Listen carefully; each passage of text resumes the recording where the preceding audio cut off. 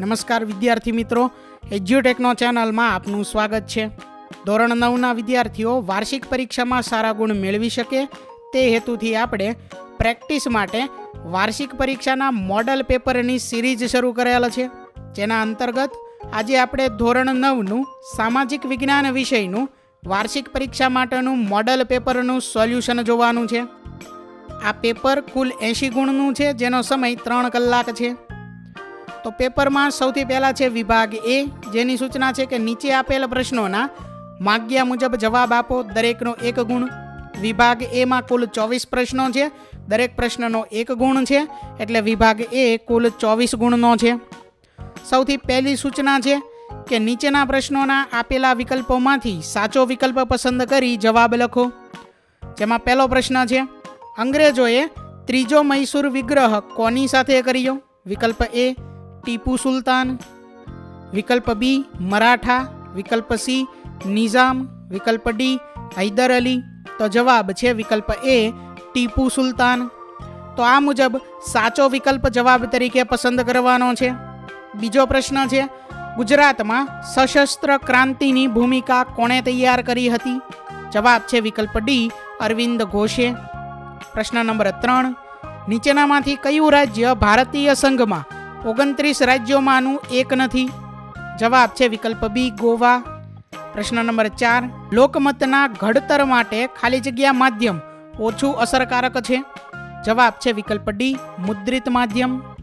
પ્રશ્ન નંબર 5, કેવા વાહનોને આગળ જવા અગ્રતા આપવી? જવાબ છે વિકલ્પ એ આપાતકાલીન વાહન. ત્યાર પછી આગળ સૂચના છે નીચેની ખાલી જગ્યાઓ પૂરો. જેમાં પ્રશ્ન નંબર 6 એટલે કે પહેલી ખાલી જગ્યા છે, ખાલી જગ્યા બનાવને કારણે ગાંધીજીએ અસહકારનું આંદોલન મોકૂફ રાખ્યું હતું. કૌંસમાં વિકલ્પ આપેલા છે અલીપુર, ચોરી ચૌરા, હાવડા. તો જવાબ છે ચોરી ચૌરા. પ્રશ્ન નંબર 7, 11 માર્ચ 1985માં ખાલી જગ્યા સોવિયત રશિયાના સામ્યવાદી પક્ષના નવા મહામંત્રી તરીકે સત્તા સ્થાને આવ્યા? જવાબ છે મિખાઇલ ગોર્બાચોવ.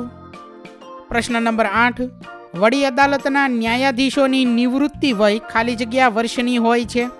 જવાબ છે 62. ત્યાર પછી આગળ પ્રશ્ન નંબર 9, ભારતમાં ડિસેમ્બરથી ખાલી જગ્યા માસના સમયગાળાને શીત ઋતુ કે શિયાળો ગણવામાં આવે છે? જવાબ છે ફેબ્રુઆરી. પ્રશ્ન નંબર 10, સુનામી શબ્દનો અર્થ જાપાનીઝ ભાષામાં ખાલી જગ્યા થાય છે? જવાબ છે વિનાશક મોજા. ત્યાર પછી આગળ સૂચના છે કે નીચેના વિધાનો ખરા છે કે ખોટા તે જણાવો. પ્રશ્ન નંબર 11 એટલે કે ખરા ખોટાની અંદર પહેલું વિધાન છે, ભારતનું બંધારણ અપરિવર્તનશીલ છે. આ વિધાન ખોટું છે. ત્યાર પછી આગળ પ્રશ્ન નંબર 12, સર્વોચ્ચ અદાલત બંધારણ અને નાગરિકોના હકોના રક્ષક વાલી તરીકેની ફરજો અદા કરે છે. આ વિધાન ખરું છે. પ્રશ્ન નંબર 13, મુંબઈની આબોહવા સમ છે કારણ કે તે દરિયા કિનારે છે. તો આ વિધાન ખરું છે. પ્રશ્ન નંબર 14, પોરબંદર પક્ષી અભયારણ્ય ગુજરાતનું સૌથી ઓછો વિસ્તાર ધરાવતું અભયારણ્ય છે. આ વિધાન ખરું છે. પ્રશ્ન નંબર 15, સાથવો બિહારના લોકોની વિશિષ્ટ વાનગી છે. આ વિધાન ખરું છે. ત્યાર પછી હવે આગળ સૂચના છે યોગ્ય જોડકા જોડો. અહીં વિભાગ અ અને વિભાગ બ બે વિભાગ આપેલા છે. વિભાગ અ માંથી પ્રશ્ન નંબર 16 છે શ્રીલંકામાં વસવાટ. તો વિભાગ બ માંથી જવાબ આવશે ડી તમિલ લોકો, એટલે 16માની સામું ડી આવશે. વિભાગ અ માંથી બીજો પ્રશ્ન એટલે કે પ્રશ્ન નંબર 17 છે પ્રધાનમંડળની બેઠકનું અધ્યક્ષપદ. તો જવાબ છે વિભાગ બ માંથી સી વડાપ્રધાન, એટલે 17ની સામું સી આવશે. 18મું છે ભારતનું ન્યાયતંત્ર. તો એની સામું આવશે બી કારોબારીથી સ્વતંત્ર. ત્યાર પછી 19મું છે નિવર્તન ઋતુ. તો એની સામું આવશે એ ઓક્ટોબરથી નવેમ્બર. 20મું છે બીડની બનાવટ. તો એની સામું આવશે એફ ટીમરૂ. ત્યાર પછી આગળ છે સૂચના કે નીચેના પ્રશ્નોના 1-2 શબ્દોમાં જવાબ આપો. પ્રશ્ન નંબર 21 એટલે કે આ સૂચનાનો પહેલો પ્રશ્ન છે મૂળભૂત હકોનો અમલ મોકૂફ રાખી શકાય છે કારણ કે? જવાબ છે કે જાહેર હિત અને રાજ્યની સલામતીને લક્ષ્યમાં રાખીને જ મૂળભૂત હકોનો ઉપયોગ થઈ શકે છે. કોઈ પણ હક નિરંકુશ હોઈ શકે નહીં. આથી કટોકટીના સમયે મૂળભૂત હકોનો અમલ મોકૂફ રાખવાની 3 જોગવાઈ બંધારણે કરેલી છે. ત્યાર પછી પ્રશ્ન નંબર 22, ભારતની આબોહવા કેવી છે? તો જવાબ છે મોસમી. પ્રશ્ન નંબર 23, ચામડીના અને દાંત પેઢાના રોગોની સારવારમાં કઈ વનસ્પતિ ઉપયોગી છે? જવાબ છે કરંજ. ત્યાર પછી પ્રશ્ન નંબર 24, આપત્તિ પછી કઈ કામગીરી પ્રથમ ક્રમે આવે છે? જવાબ છે બચાવની. તો અહીં વિભાગ એ પૂર્ણ થાય છે. ત્યાર પછી હવે આગળ છે વિભાગ બી, જેની સૂચના છે કે નીચે આપેલ પ્રશ્નોના માગ્યા મુજબ જવાબ આપો, દરેકના 2 ગુણ. વિભાગ બી માંથી કોઈ પણ 9 પ્રશ્નના જવાબ આપણે લખવાના છે. દરેક પ્રશ્ન 2 ગુણનો છે, એટલે વિભાગ બી કુલ 18 ગુણનો છે. વિભાગ બી ની અંદર પ્રશ્ન નંબર 1, વેલેસ્લીની સહાયકારી યોજનાની મુખ્ય શરતો કઈ કઈ હતી? તો ભારતમાં અંગ્રેજ કંપનીને સર્વોપરી બનાવવા અને અંગ્રેજ કંપનીની પ્રતિષ્ઠા પુનઃસ્થાપિત કરવા ગવર્નર જનરલ વેલેસ્લીએ સહાયકારી યોજના અમલમાં મૂકી.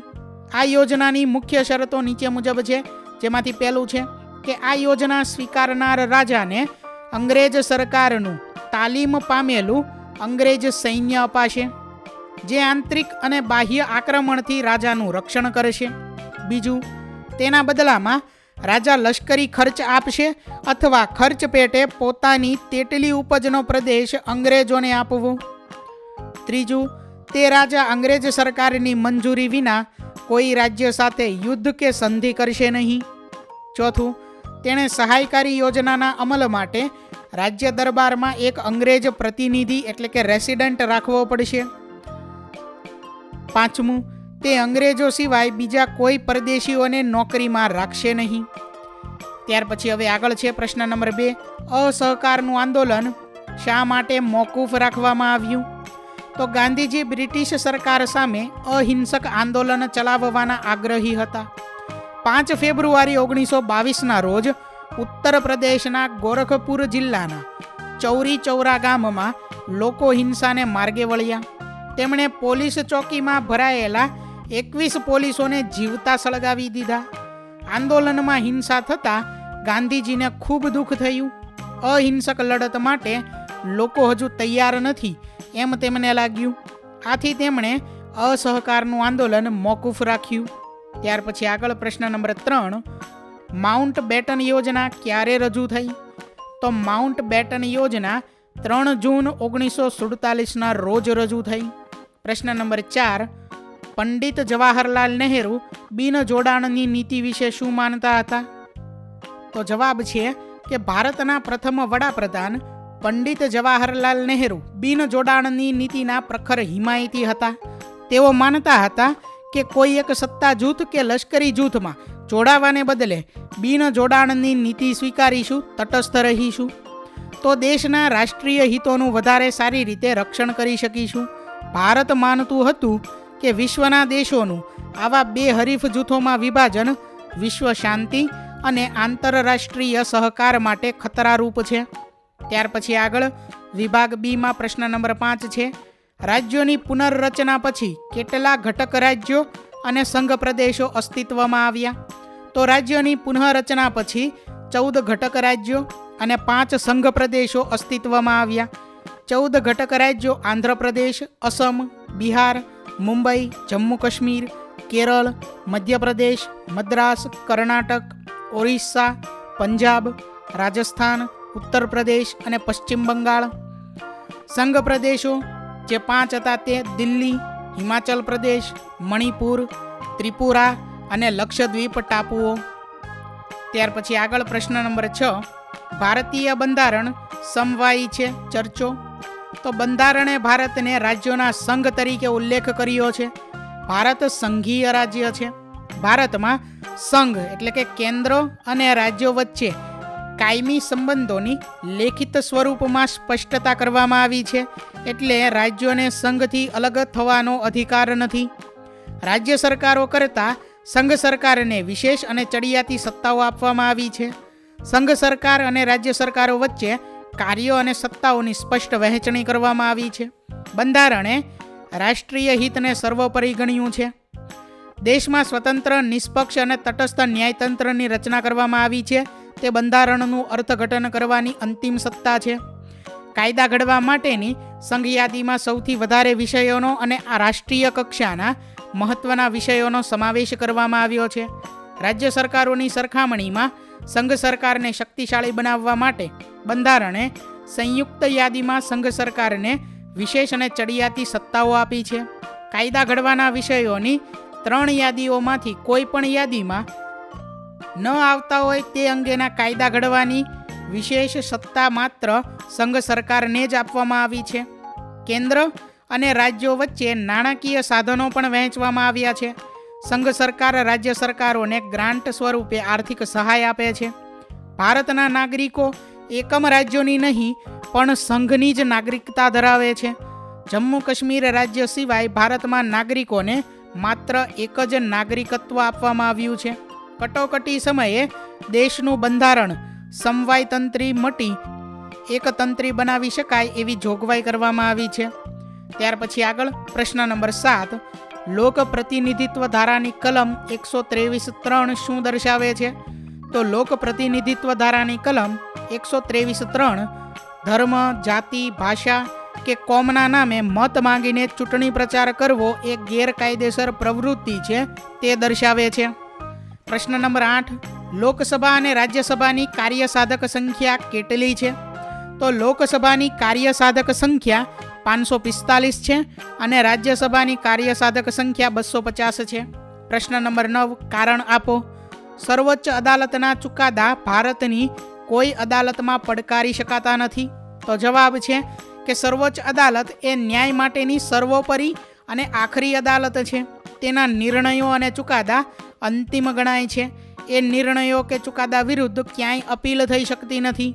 સર્વોચ્ચ અદાલતના નિર્ણયો અને ચુકાદા દેશના તમામ નાગરિકોને અને દેશની બધી અદાલતોને માટે બંધન કરતા હોય છે. તેના નિર્ણય અને ચુકાદાઓનો ભંગ કરનારને તે સર્વોચ્ચ અદાલતના તિરસ્કાર માટે શિક્ષા કરી શકે છે. આમ સર્વોચ્ચ અદાલતના ચુકાદા ભારતની કોઈ અદાલતમાં પડકારી શકાતા નથી. ત્યાર પછી આગળ છે પ્રશ્ન નંબર 10. ભારતનો આંતરરાષ્ટ્રીય વેપાર કેમ સરળ બન્યો છે? તો જગતનો બહુ મોટા ભાગના આંતરરાષ્ટ્રીય વેપાર સમુદ્ર માર્ગે થાય છે.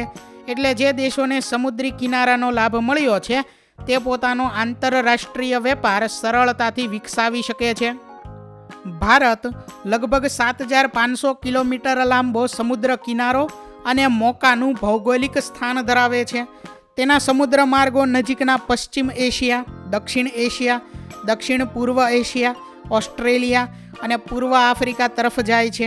આ ઉપરાંત તેના લાંબા સમુદ્ર માર્ગો સુએઝની નહેરમાં થઈને યુરોપ, ઉત્તર આફ્રિકા અને ઉત્તર America, Cape of Good Hope થઈને પશ્ચિમ આફ્રિકા તથા દક્ષિણ અમેરિકા અને ઇન્ડોનેશિયાની મલાક્કાની સામુદ્રધુનીમાં થઈને પેસેફિક મહાસાગર પસાર કરીને કેનેડા અને USA પહોંચી શકાય છે.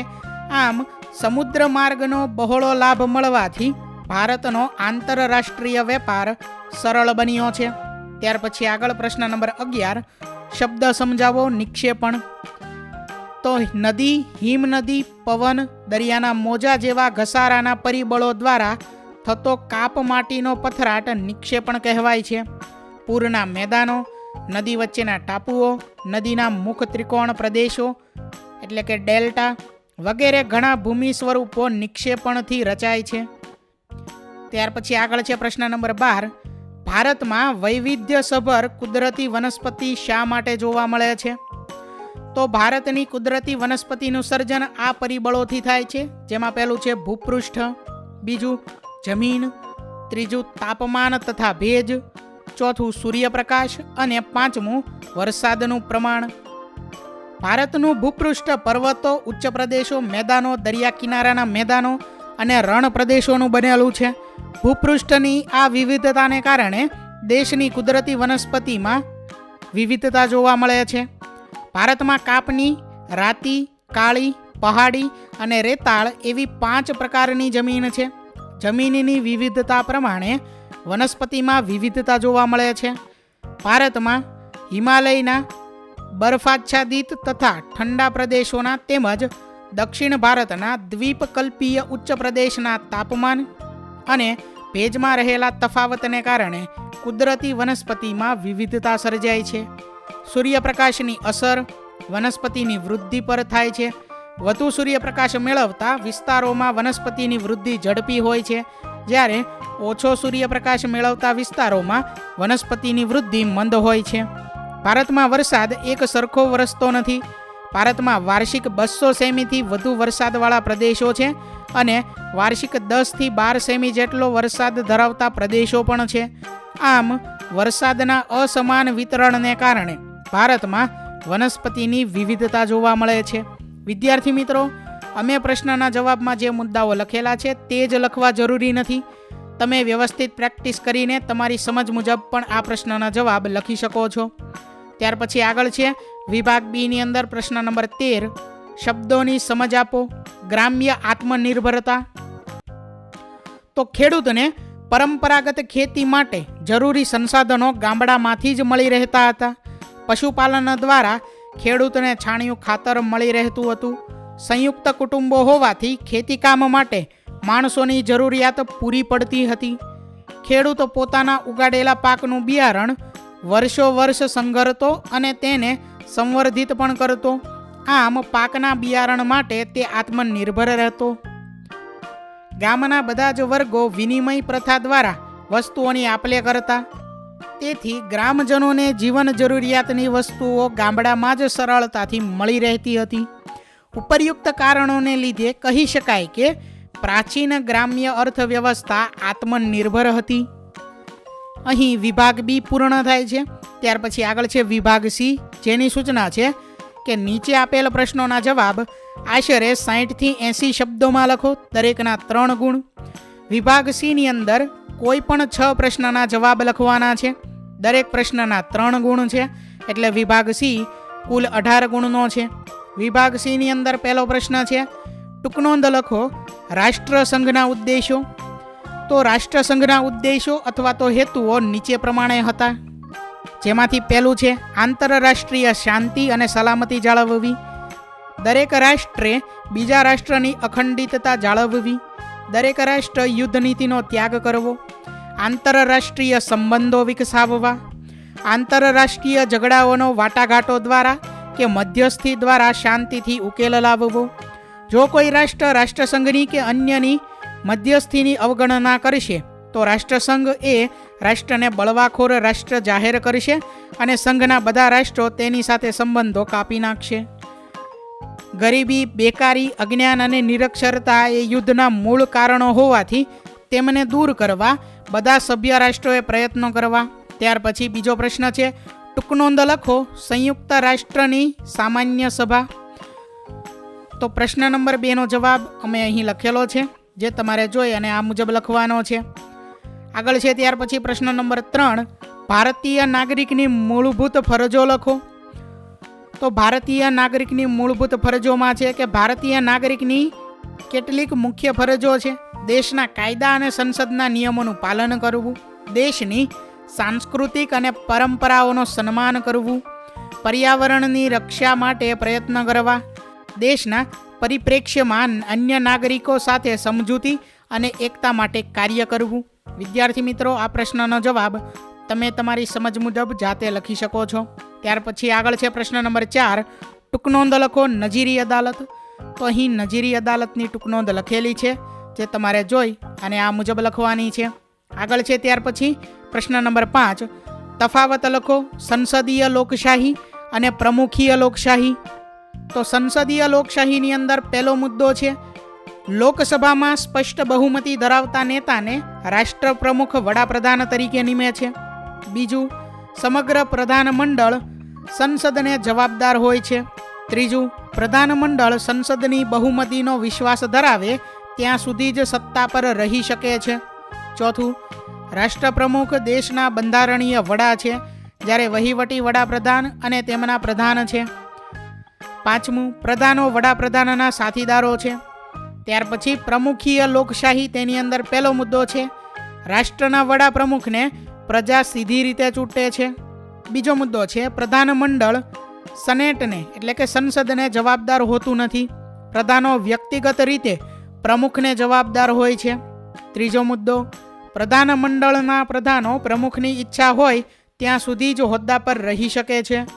ચોથો મુદ્દો, પ્રમુખ દેશના વહીવટી વડા તેમજ બંધારણીય વડા છે.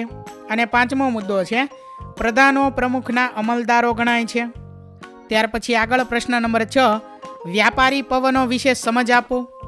તો પૃથ્વીના બંને ગોળાર્ધોમાં અયનવૃત્તીય ગુરુભાર પટ તરફથી વિષુવવૃત્તીય લઘુભાર પટ તરફ વાતા 12માસી પવનો વ્યાપારી પવનો કહેવાય છે. આ પવનો પૃથ્વીની પરિભ્રમણ ગતિને લીધે થોડા મરડાઈને વિષુવવૃત્ત તરફ વાય છે. આ પવનો લગભગ નિયમિત અને એકધારી ગતિથી વાય છે. તેથી તે પહેલાંના સમયમાં દરિયાઈ માર્ગે પવન શક્તિથી ચાલતા જહાજો દ્વારા થતા વેપાર પર લાભદાયક અસર કરતા, ત્યારથી તે વ્યાપારી પવનો તરીકે ઓળખાય છે.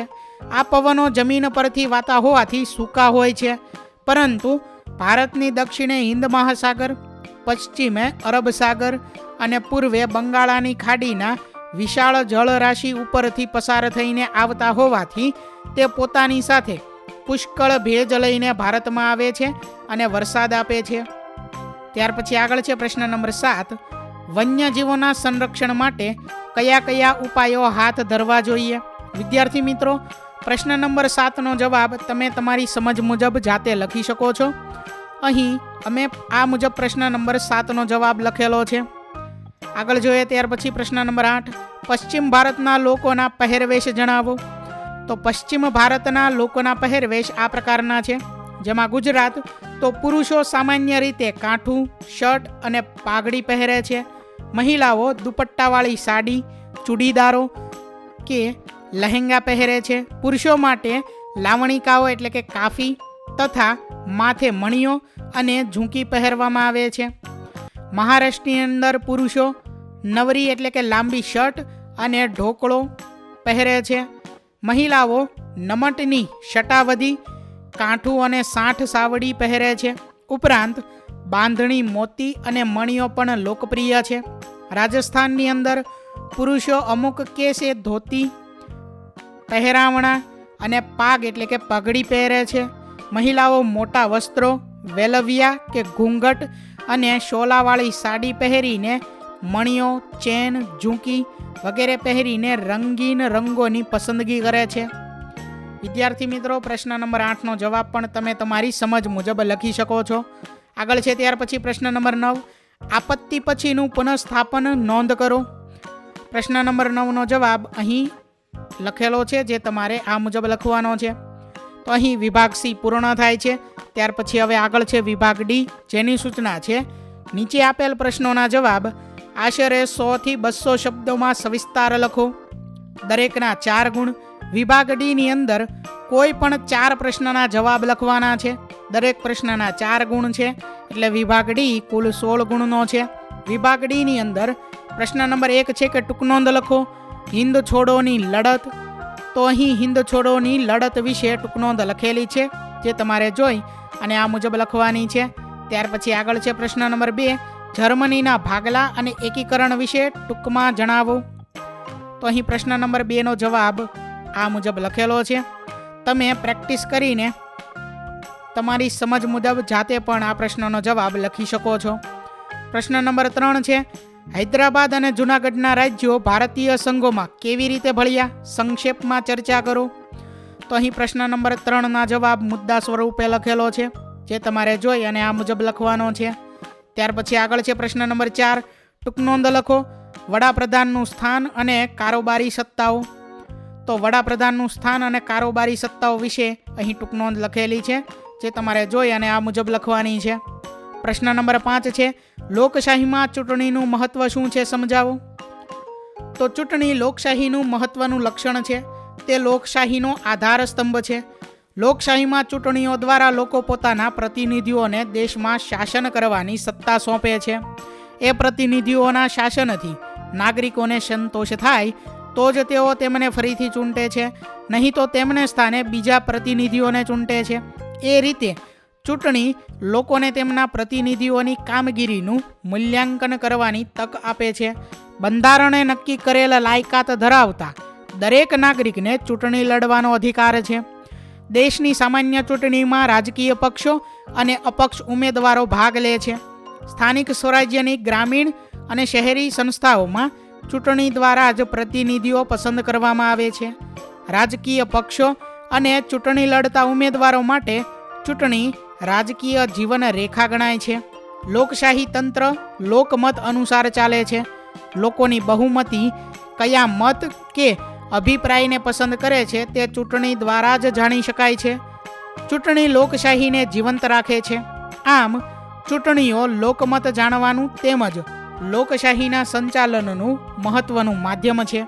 તેથી ચૂંટણીને લોકશાહીની પારાશીશી પણ કહેવામાં આવે છે. ત્યાર પછી વિભાગ ડીની અંદર પ્રશ્ન નંબર 6 છે, ભારતના જંગલોના પ્રકાર જણાવો. તો અહીં ભારતના જંગલોના પ્રકાર લખેલા છે, જે તમારે જોઈ અને આ મુજબ લખવાના છે. આગળ છે ત્યાર પછી હવે પ્રશ્ન નંબર 7, ટૂંક નોંધ લખો. પૂર્વ ભારતના રાજ્યો તથા બંગાળી પુરુષો અને સ્ત્રીઓનો પહેરવેશ. તો બિહાર, ઝારખંડ, છત્તીસગઢ, ઓડિશા, પશ્ચિમ બંગાળ, સિક્કિમ, અસમ, અરુણાચલ પ્રદેશ, નાગાલેન્ડ, મણિપુર, મિઝોરમ, ત્રિપુરા, મેઘાલય વગેરે પૂર્વ ભારતના રાજ્યો છે. બંગાળી પુરુષો પાટલીવાળું ધોતિયું અને રેશમી જબ્બો પહેરે છે, જ્યારે સ્ત્રીઓ વિશિષ્ટ ઢબની બંગાળી સાડી પહેરે છે. ત્યાર પછી આગળ છે પ્રશ્ન નંબર 8, નીચે આપેલ વિગતોને નકશામાં દર્શાવો. ભારતના રેખાંકિત નકશામાં નીચેની વિગતો યોગ્ય સંજ્ઞા વડે યોગ્ય સ્થળે દર્શાવો. જેમાં પહેલું છે પતકાઈ ટેકરીઓ, બીજું રાષ્ટ્રીય ઉદ્યાન કાઝીરંગા, ત્રીજું બંગાળની ખાડી અને ચોથું છે માળવાનો ઉચ્ચ પ્રદેશ. વિદ્યાર્થી મિત્રો, આ દરેક વિગતોને નકશાની અંદર તમારે યોગ્ય સંજ્ઞા વડે યોગ્ય સ્થળે દર્શાવવાનું છે, જે કાર્ય તમારે જાતે કરવાનું છે. તો અહીં ધોરણ 9નું સામાજિક વિજ્ઞાન વિષયનું પ્રેક્ટિસ માટેનું વાર્ષિક પરીક્ષાનું મોડલ પેપરનું સોલ્યુશન પૂર્ણ થાય છે. વિદ્યાર્થી મિત્રો, આપેલા વિડીયોની જો તમારે પીડીએફની જરૂર હોય તો તમે આપણી એપ્લિકેશન સ્માર્ટ સાથી પરથી મેળવી શકશો. વિદ્યાર્થી મિત્રો, આપણી એપ્લિકેશન સ્માર્ટ સાથી પ્લે સ્ટોરમાં આવી ગઈ છે, જેની અંદર તમે બધા વિભાગ જોઈ શકો છો. તેની અંદર વિવિધ ધોરણ છે. ધોરણ ઉપર ક્લિક કરતાં વિવિધ વિષય ખુલશે. વિષય ઉપર ક્લિક કરતાં તેની અંદર આવતા પાઠ ખુલશે. તેની અંદરથી તમે પાઠ્યપુસ્તક પણ ડાઉનલોડ કરી શકો છો. તેની અંદર આપેલા પાઠમાં ક્લિક કરતાં તમે પાઠની પીડીએફ, સ્વાધ્યાયની પીડીએફ, સ્વાધ્યાયન પોથીની પીડીએફ, પાઠના વિવિધ વિડીયોઝ, સ્વાધ્યાયના વિડીયોઝ, સ્વાધ્યાયન પોથીના વિડીયોઝ બધું જોઈ શકો છો અને ડાઉનલોડ પણ માત્ર એક ક્લિકમાં કરી શકો છો. વિદ્યાર્થી મિત્રો, આપણી એપને સપોર્ટ કરજો, ડાઉનલોડ કરજો. થેન્ક યુ દોસ્તો. એજ્યુકટેકનો ચેનલ તરફથી વિડીયો નિહાળવા બદલ આપનો આભાર. આવા બીજા વિડીયોઝ નિહાળવા માટે અમારી યુટ્યુબ ચેનલ એજ્યુકટેકનો અત્યારે જ સબસ્ક્રાઇબ કરો. આભાર દોસ્તો.